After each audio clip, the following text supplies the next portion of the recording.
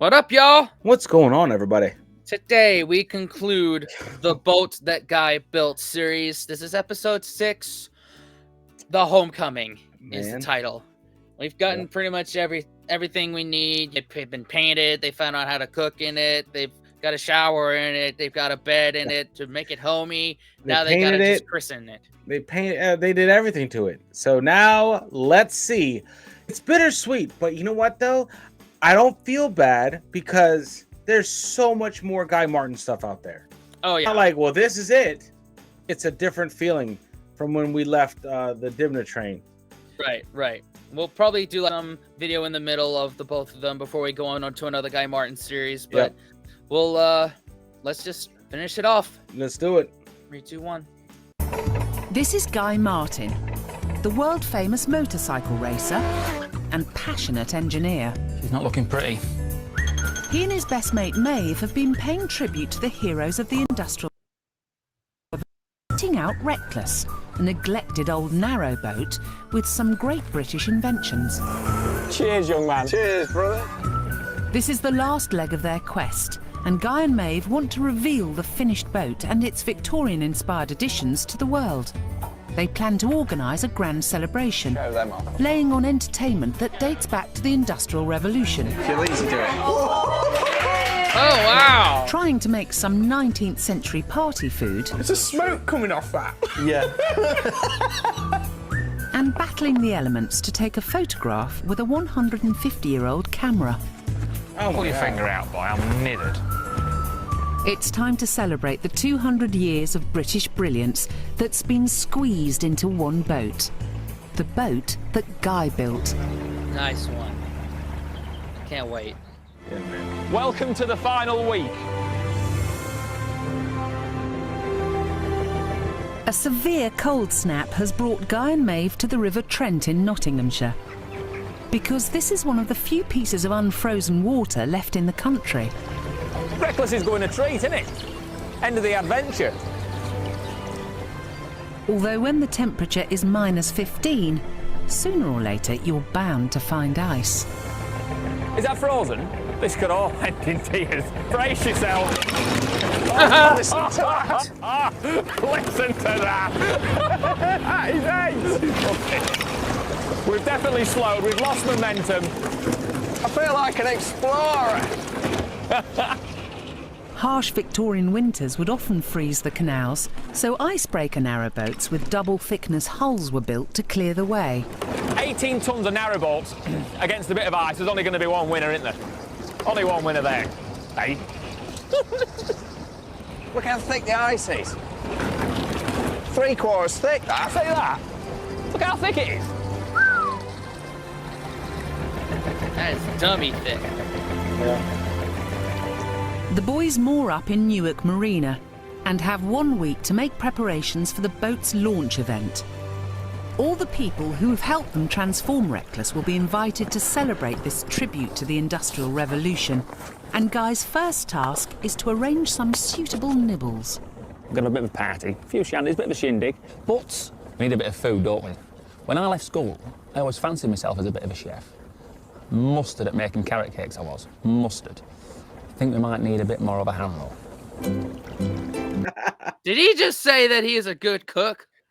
To quote him, apparently he is mustard at making carrot cakes. Whatever that means. I don't know. I think we're about to find out. I love that. They turn whatever it is into a saying. I'm mustard, dude.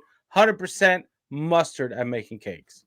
Yeah. Look, I'm glasses at making, I don't know, Thai food. Oh, yeah. That'll catch. Mm-hmm.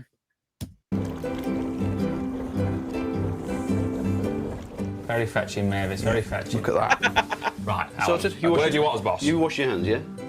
The lads have enlisted the help of food archaeologist Alan Coxon to show them how to make the definitive 19th century fancy food. Yeah, food archaeologist. That doesn't exist.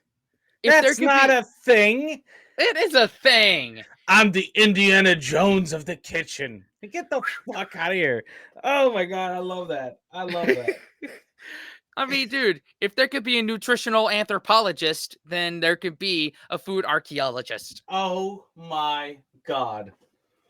Now we're just doing too much. Now we're just doing too much. That's awesome. That has to be self-titled. I am there for that. If we're talking about it, oh, sign me up. How do you take that class? Become a food archaeologist, Spence. Please, it's probably a paper certificate. I can print you out one. I'll mail it to you.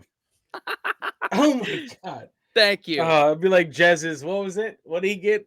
His Self-help. Self-help counselor or something like that. Yeah. Life coach. Life coach.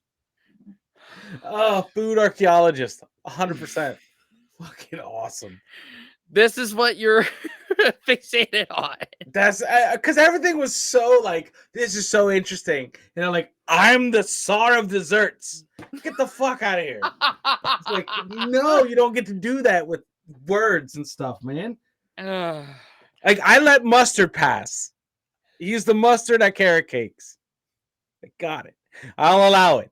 But I draw my line, and my hill I will die on is archaeologist of, what is it? Culinary archaeologist. Doesn't exist. Food archaeologist. Whatever it is. Whatever it is. Okay, anyway. Rant is done. Do you feel better now? I do. I had to say enough is a fuck enough. Okay. All right. It only happens a couple times on our channel. Okay, man. Okay. So that was 225. Yeah. A Victoria sponge cake. You got the marge. There you go. How much do you want of that? You want 225 grams. Again, 225 Itchy. grams. What was it about there somewhere? Yeah? Oh, I can't explain it there.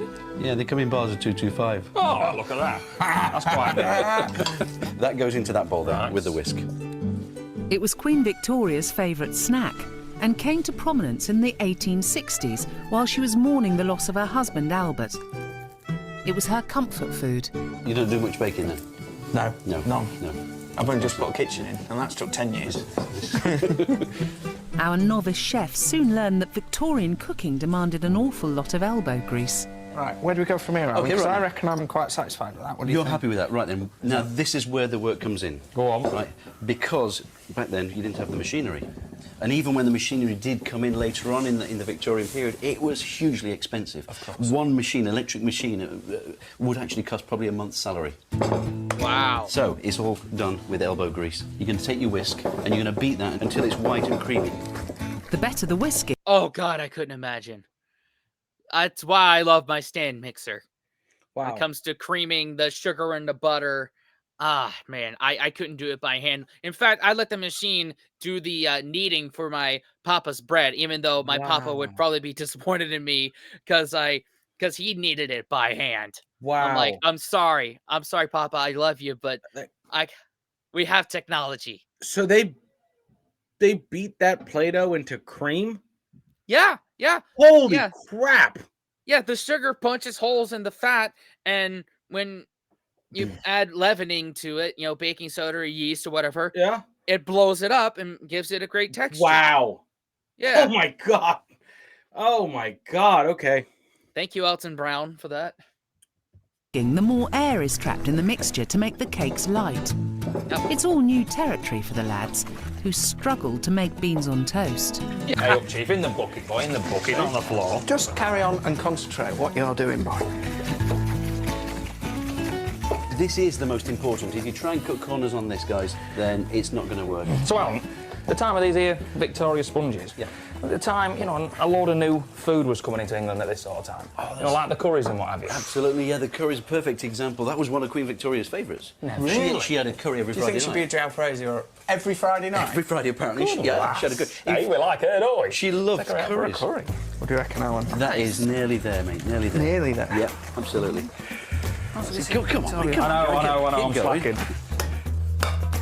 The Victoria sponge was a staple of a new phenomenon called afternoon tea. As ladies tried to squeeze into their fashionable corsets, it became necessary to have much smaller lunches. Gently, OK, put it all in at once. Oh, right, sorry, boss. But as a result, people soon found they started flagging around mid-afternoon. These are working man's hands, Chief. And I've got a blister making cakes. So one of Queen Victoria's ladies-in-waiting invented afternoon tea. A nice brew and a slice of cake to act as a sort of pick-me-up. And Queen Victoria got a hold of it and she started to participate, enjoyed the Victoria sponge, not forgetting that the oven's been invented, the baking powder's been invented, flour has become finer because of our methods of better production, and all those things came together to make baking very popular. Man, I would love to be in that room right now. Even though it's two, working class dudes, laborers making cake. Like, why not? Why not? Hey, yeah, why not, man? Hell yeah. Yeah. A Victoria sponge. Victoria sponge. Y'all let us know below. Or what is your afternoon tea go-tos? Like, what do you have for afternoon tea? Or do you do afternoon tea? Is that a thing in 2024? Good question. Good question. Mm-hmm. With the mixture scooped into the cake tins, all the boys have to do now is bake their cakes. Hey, Smel's done it before. Hey. And about 20 minutes later, they find out whose is best. Now be careful because it might not be done. Same as I say, you've got to be very careful. Right, mate. Done a secret service. It's looking good. It's looking good. Magical. Maeve's looks a good effort. Has Guy made perfect party food too? Oh, heck. Okay, close the door quickly. Lots of pigs here, that. Hey. Well, I wish I'd not seen that. Where's the dog? We're just going to give it to the dog. Don't you feed that to the I dog? won't even put a dog She'd through be that. ill. Yeah, I won't put a dog through. After a few more minutes in the oven, Don't laugh. Not laughing.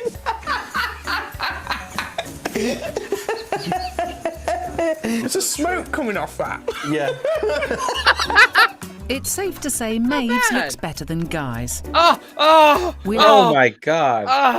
Oh. No, man. Ugh. You do not serve it like that. What you do is you crumble it up, mix it with fruit and whipped cream, and make it like a dessert casserole. That way nobody knows how much you fucked up with that. That's it. That's how you do it. That's how you do it. Mm-hmm. Or just put way too much frosting on top of it, or icing, or whatever you call it. Yep. Fixed it. Yeah. Adding the classic Victoria sponge fillings of jam and cream Oh. make the end of journey banquet one to remember. From the centre, and then leave ½ inch gap around the outside. That's it. Good. Bit more. I'm impressed, young man. They threw me out of economics, Chief. What was they thinking? And, Who's the one laughing now, maybe? Exactly. Who's the one laughing now? Let's taste it. Right, go on. Give us a slice and let's go for it. What are you reckoning? Down the middle. Down the middle, and then half it again. This is Alan, our Michelin star rated. The jam, it's sweet, it's tasty. Right. I had nothing to do with the jam. The cream, it's light. I had nothing to do with the cream. Go on the sponge. Come on. It is edible. It is edible. Edible. Edible. That is Edible. Your first attempt. Excellent. Go on, mate. Get a cutting basket. Edible. Hey. Still. That's will it food? Yes. Yes. It will food. There you you can go. digest it and not be hungry for a little bit. Nope. That's all that matters. That's the realistic parameters. Yeah. Going back to what my papa would say, if he had something that he didn't particularly like, his phrasing was, it has a very unique flavor. One that I certainly won't forget this. Yep. I love that.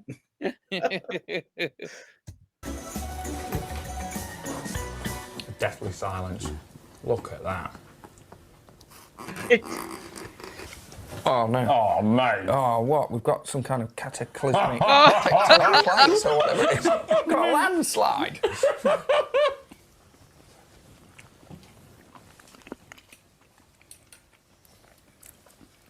That's good. Yeah? That's good, yeah. That's good. Yes. I'll let you into a little secret now. I don't really like Victoria sponge. Well, that will just leave more for Guy and Maeve's guests to eat. And Alan has plans for another delicacy. I've got another nice little idea for a party for you. Oh, what's that? How about a Victorian everlasting syllabub? Syllabub. Oh, yeah. Syllabub. What? Yeah. What's a syllabub? Well, I've got to tell you about that later, but what I do actually need for it is some milk, fresh from a cow. Guy and Maeve visit Colin, the local dairy farmer, and Daisy, who's ready to be milked. Right, so when you milk in the old days, they used to push the head into the cow. Right. So you could feel when the cow was going to kick you. Because she'll tense up. You could feel, you could feel the muscle. They gave you a little bit of a warning so you could get out of the way with your bucket. All right. So I'm going to put my head in there and just... Put your head down. Oh, Steph had a curry last night. I can hear it still. Can you? Yeah. Now get a hand on each teat and draw down as you... Yeah, right, Daisy. I'm sorry about this, love. In the 1800s, an individual would milk 20 cows twice a day, creating 1,700 pints of milk. Stumped him. There's no spanners attached to it. I'm glad I had my copy black. That's better. Watch your chief, watch your... But at all times, keep your bucket because that's your livelihood. In the early days of the canals, narrowboat men had a reputation for illicit milking. Because the times are hard, you didn't get a lot of money for steering your narrowboat. Sorry, sir. You know what they'd do? They'd go into the fields at night and nick the milk out of the cows. They'd do a bit quicker than I was. I don't think so. Luckily, Maeve is on hand to top up the bucket. And after a quick sample of the freshest milk possible... Good brew, Chief. Well done, Chief. It's fairly mega, isn't it? Yeah. The boys are nearly ready to head back to the kitchen. Wow. I couldn't.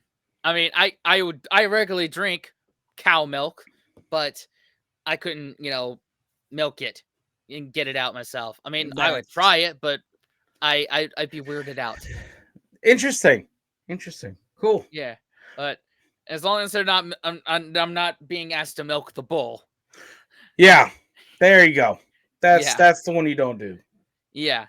Oh my God, it would not come out. I had to try so hard to get it out. Like, man, this cow is hard to milk, and they're like, we don't have a cow. All right. A bit more. Daisy, please. What was that, yes or no? I don't know. Back with Alan, the boys start to mix the ingredients for the syllabub, a sort of Victorian alcoholic milkshake which could be eaten cold for breakfast or dessert. It contains sugar, lemon zest, half a cup of cider and brandy, and nutmeg. Victorians enjoyed nutmeg. Oh, so it's like a a type of eggnog, but without eggs. Yeah. Wow. Okay. Wow. It'd be like a liqueur, right? I Like, guess. kind of. Yeah. A milkshake kind of drink. All right. The Victorian ladies apparently used to have a nutmeg in a little silver clasp and like on a chain, and used to wear it around the neck. Apparently used to ward off evil spirits. Ward off evil. We're learning something here, eh? The milk is added in the traditional style, as if it was coming straight from the cow for maximum froth. How hard do you reckon an udder is? About there, maybe. About there. About there. Hang on, there you go. We're going to get some splashing on. Gently.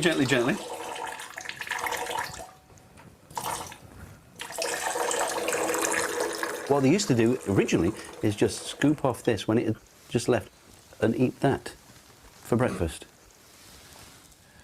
For breakfast? Yeah, they'd have that for breakfast. Put hairs on your chest. It's not bad. Have a bit.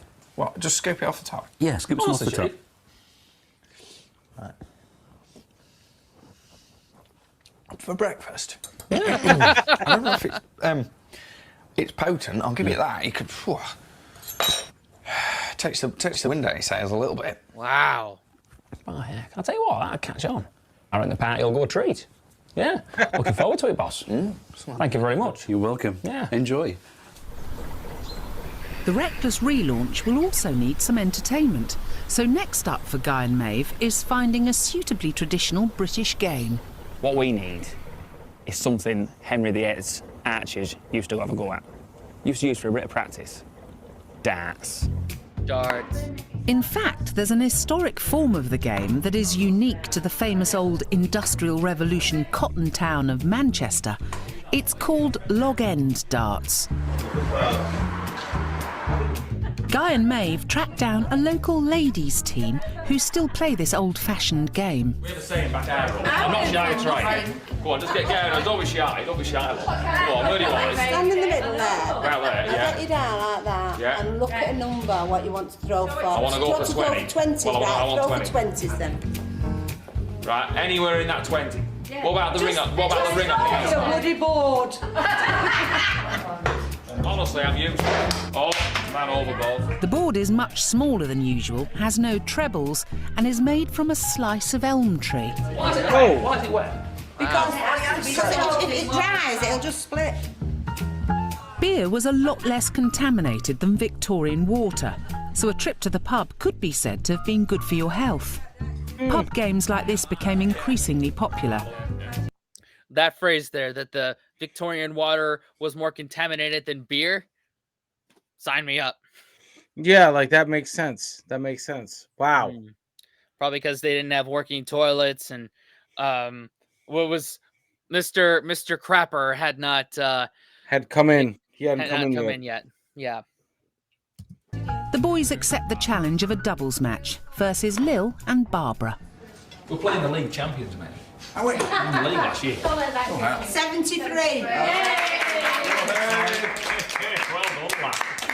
Right, Chief, keep him in the board this time. 28 plus 8. 28 plus 8. 36. I can't add up unless I've got my tape measure in my hand.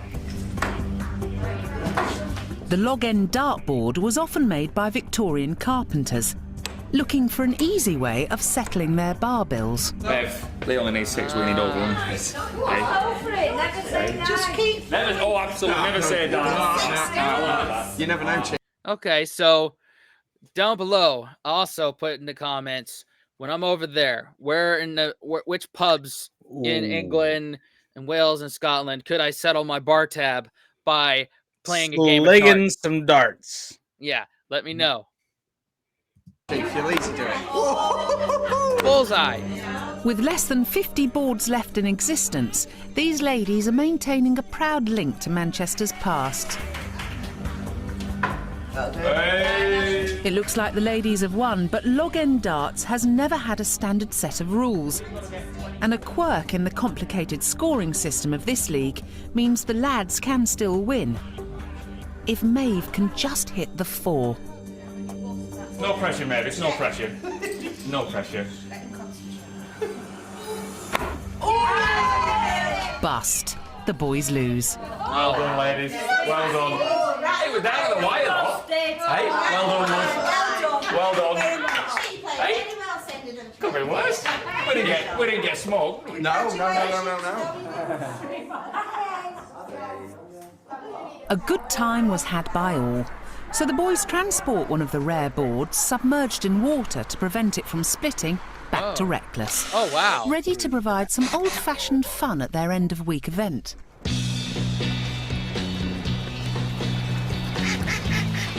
With the historic log end darts and the nibbles sorted, Guy and Maeve start to get Reckless shipshape for the big reveal. I love these mugs. We'll have to get these mugs out. Oh, I need that, mate. Show them off. They put their favourite creations in pride of place. But there's one last skill they need to master so they can Beans on record this toast? grand voyage for... Beans on toast. They need to master that. They can't leave that just hanging as an L. No. I don't know, man. But I don't think that's what it is. No, I they could better be go wrong. somewhere else to cook that shit. Yeah. Don't mess up your boat. Yeah, could be wrong in a couple seconds here, though. Let's just see. Oh my god. posterity. To commemorate the end of her adventure on Reckless, we're going to use something that was becoming dead popular in the Victorian age. Dead popular. Cocaine. Photography. Oh. Richard Simon... Did you just say cocaine? Yeah. Because that would have been hilarious right there at that moment. Madly popular. Do some lines of coke. Oh man. Anyway. Maybe wait a couple of decades and go to Atlanta, Georgia for that one. Yeah. Oh man. And Jones, an expert in Victorian cameras, has braved the sub-zero temperatures. All right, boss. Hello. Hopefully his wonderful contraption will help provide some fitting mementos for Reckless. Well, he's beggar, isn't he? Yeah, I'm just looking, he's an absolute work of art. I mean, she's proper. And this bit here, that is a genuine... The lens is original. Oh, is it? Yeah, that's an 1860s lens. It's an original portrait lens from the time. Can we get on taking some pictures then? I think we should. Well, I want some maybe. So I've got some ideas in my head. What I want you doing while I'm taking some pictures. All right, here's a deal. Picture of me and a picture of you. The boys are going to try calotype photography, invented by Brit William Fox Talbot in 1841. It produces a negative, but on a dull day can take a long time to achieve.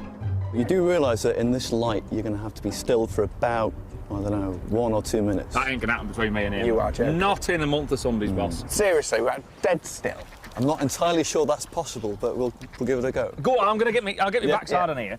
Right. Victorian photographers developed neck braces hidden from the camera's view, so subjects could rest their heads perfectly still. Where are you looking? At the camera. Look, yeah. Well, no, not at the camera. No, that's not very artistic. Oh, is it not? Oh, of course. No. This man, Fox Talbot. Sorry, Chief. Sorry. He was really sort of arty about how he took his pictures. Take me hat off, boss. Indeed, Fox Talbot was as keen on the artistry and composition of his photos as he was the chemical process. So Maeve carefully lines his shot up. I hate having my photo taken. I hate it. Then he fine-tunes the focus, which is a little tricky given the lens makes everything appear upside down. Oh, look at that. It's hideous.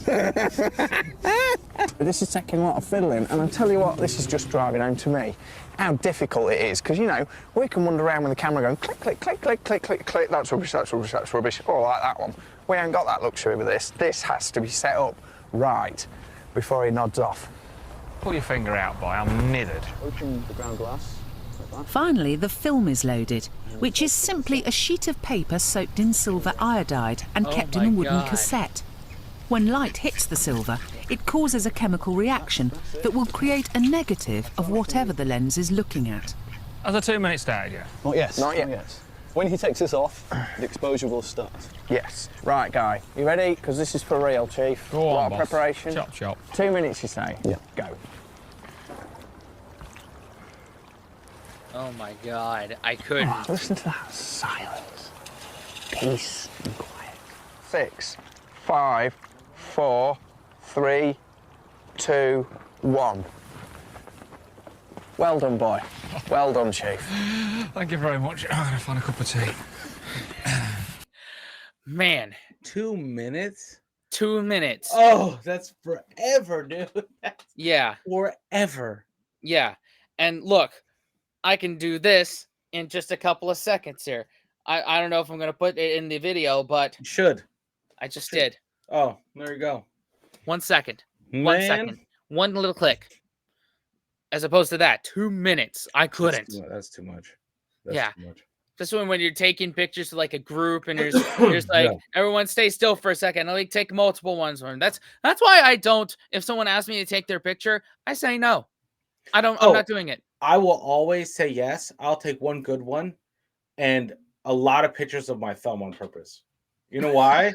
So that way I never get asked to take pictures again. There you go. That's genius. That's genius.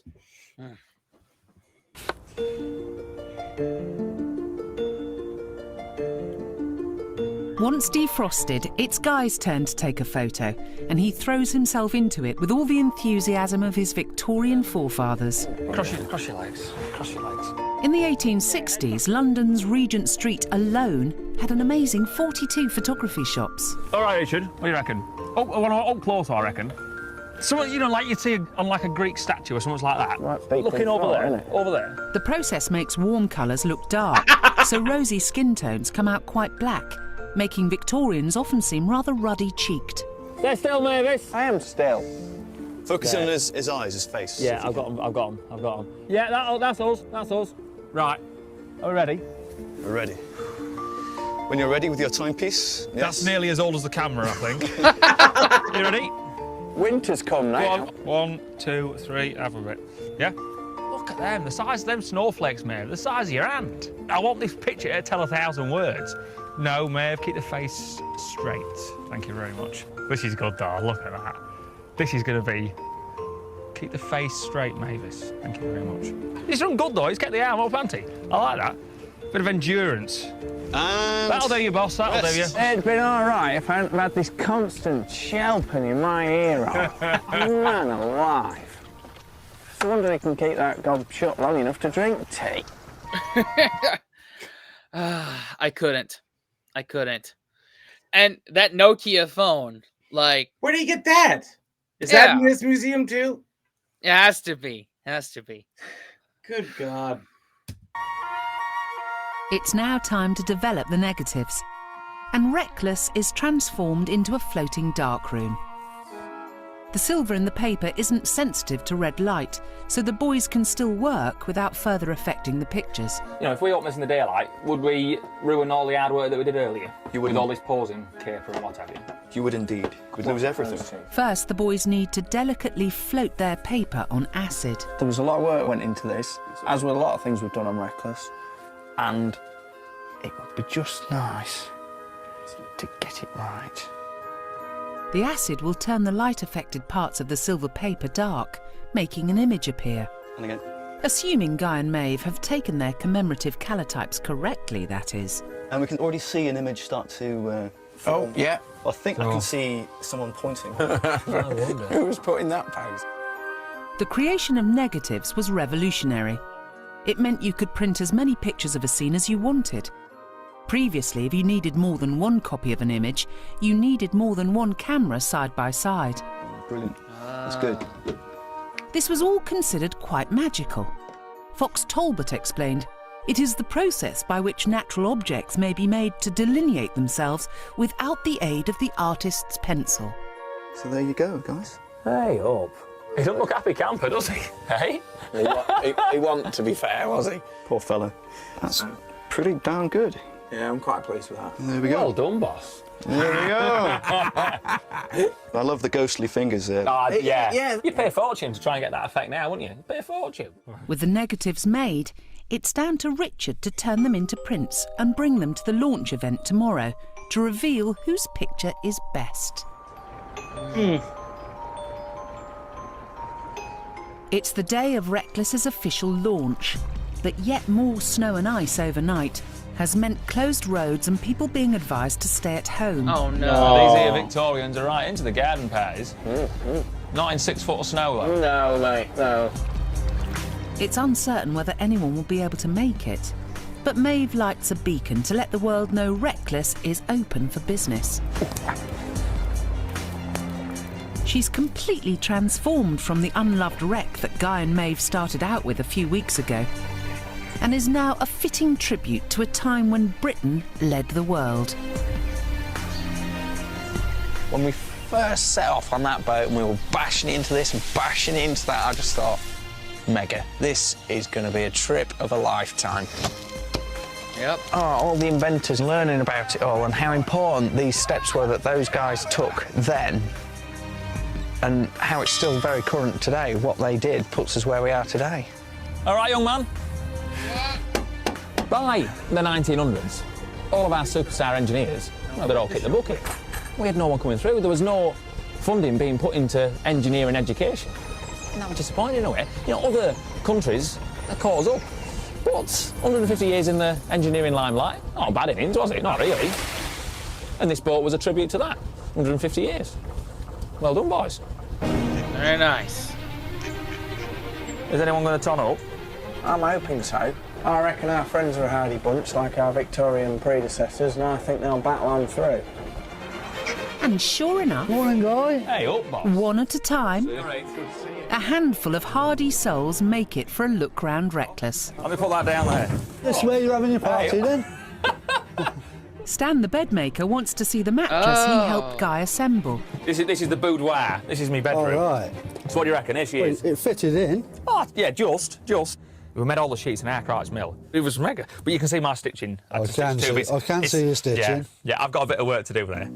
Colin helped Guy bake a traditional loaf and has got his eye on the log end darts. As a Lancashire lad, I think I am a little bit familiar with it. I think it's a Manchester dot boy. Hey, it doesn't have the trebles on it. I think we need to go, don't we? We do. Oh dear. It's what Henry VIII's archers used to use for practice. Hey up, Cop. Well done, boss. I've got Richard with me. Next to arrive is Richard the photographer, with Guy and Maeve's prints. Oh my God. Hey up. There you are. Look at that, Chief. Check her out. Wow. Oh, yeah, okay. What do you think, Richard? What do you Well, I think? like the two, obviously. You know, they're both good compositions, I think. Oh, yeah. Definitely. But as far as an iconic image goes, I have to award the prize of best image, I think, to Maeve's image of Guy. So we're both a winner in a way, then. Are we both a winner in a way? We are a winner. Look at that, Kev. That's my son. Guy and Maeve's friend Kevin is rather taken by the soap made from animal fat. Oh, that's right. it? I don't know where it's You don't know where it's been. While Rob, who showed Guy how to make an alarm clock for Reckless, makes a beeline for Maeve's cake. So what do you reckon, Rob? What's the verdict? You reckon? Oh, it's very nice. Yeah? Was that it? No, I think it's lovely. So what goes into Victoria sponge? Eggs. I rather like this knife. Oh, yeah, we made that in Sheffield. We made this. Yeah, we as made well? them in Sheffield. Wow, I could perhaps do with a chisel, I think. You cheeky blighter. Well, go on, Colin. Oh, you're quite right.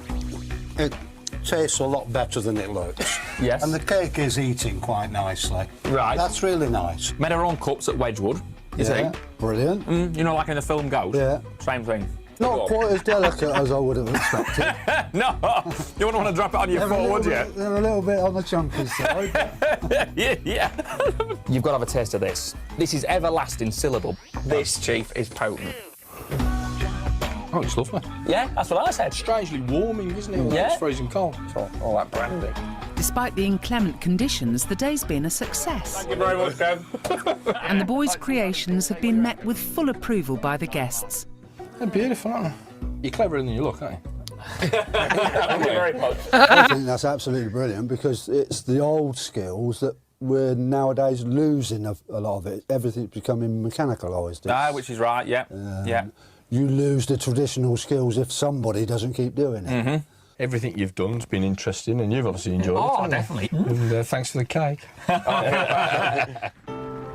Nice. And so after 6 weeks, Guy and Maeve's mission on board Reckless is finally over. 6 weeks. Yeah, So, 6 Maeve, episodes. we set out trying to squeeze 200 years of British excellence into the boat. You think we did it? Oh, yeah, it's been a fantastic journey. Yeah. Into the Victorian Industrial Revolution. What a discovery. We've learnt some stuff. It's been a pleasure to sail with you, Chief. Well done, Chief. Cheers. Cheers. What do you fancy next? Train? A train? Yeah. Hey. Hey, man. That was really heartwarming, I tell you. That was a good journey that we took. Yeah, I'm glad we went down that journey. Oh yeah. And like I said in the beginning, it's not bye. It's just like until we meet again on another project. Exactly. We're very fortunate to have Guy still with us. Whereas I feel like Divna, man, that was just more tugged at the heartstrings. You're like, ooh, this is it. There's no other thing. So I like this. I can't wait to see what people say. This is the last one. Let us know what you think and where do we go next with our friend Guy Martin. Exactly. Yeah, consider also subscribing, watching another video. Thank you to our channel members. Best way to support the channel is go buy some merch. And what else, Dan? Unplug and do something legendary. And we'll see y'all next time. Later.